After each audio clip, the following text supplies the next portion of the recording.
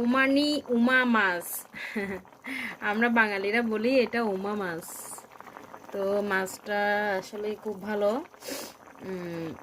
Fry করলেও ভালো আর এভাবে রান্না করলেও ভালো। তো এটা বসালো বরমশাই। আমার বর বসিয়েছে, আমি ফ্রাই করেছি, ও আসছে দেখুন, ও বসিয়ে দিয়েছে। খুব সুন্দর হয়েছে না? কালারটা কিন্তু সেই, কোনো এডিটিং নাই, কোনো কিছু নাই, খুব সুন্দর হয়েছে গো। হ্যাঁ,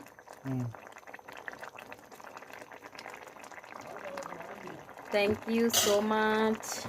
আর এখানে দুইটা ফ্রাই করেছি দুজনের জন্য, লাল লাল করে। এখানে তরকারি করেছি।